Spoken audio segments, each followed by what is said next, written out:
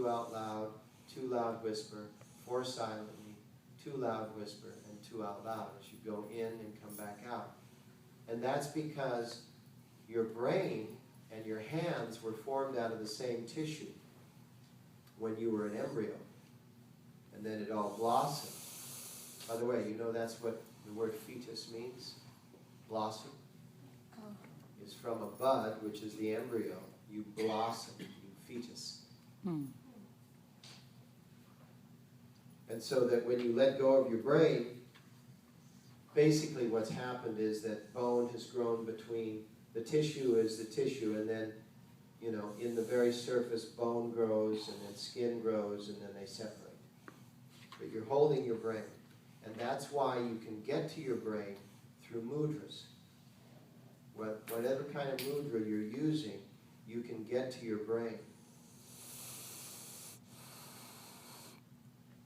So you can get to your brain via frequency. And you get to your emotions and feelings via chemistry. When you raise the frequency of your nervous system, you get to your thoughts. When you change the chemistry of your glandular system, your glands and your organs, you change your feelings. And if you can actually get down to changing your thoughts and feelings, you can't do it intellectually. You can't say, oh, I don't want to think this about this. And then you can try to not think this about this. That's like saying, when I turn my steering wheel to the right, if I really concentrate, my car will turn to the left.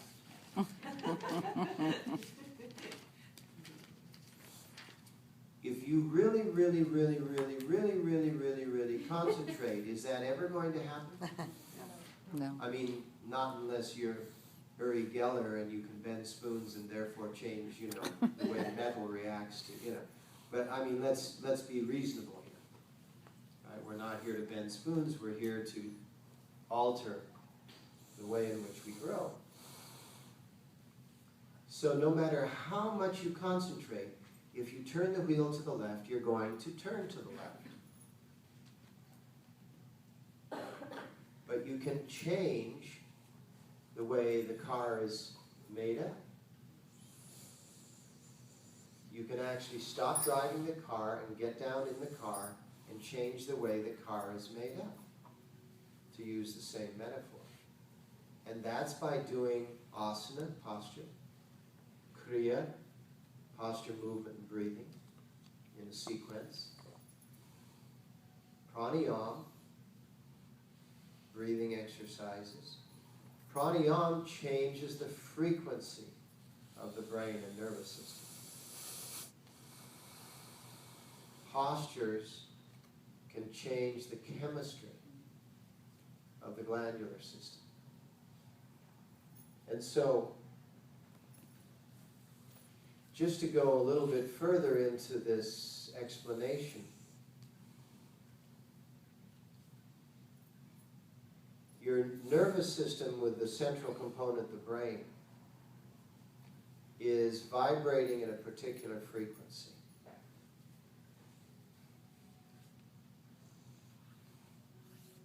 And you have dominant frequency and supportive frequencies. And what happens is a sympathetic occurrence takes place. Because the universal mind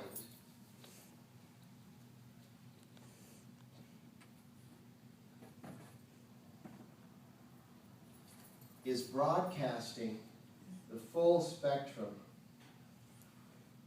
of thought particles. The highest spectrum of, let's just use a metaphor, I'm not promoting these. The highest frequency tells you you can walk on water. The lowest frequency tells you that you will drown in water. Let's just use that as an example, okay? So in other words, the highest frequency I can walk on water. I have no fears whatsoever of water.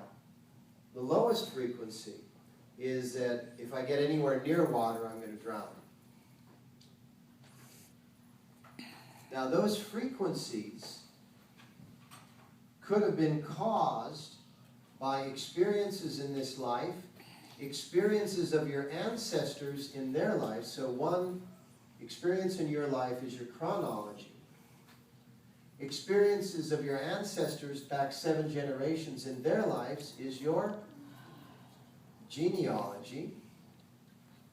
And or experiences in your previous incarnations, which is your cosmology. And all of these come together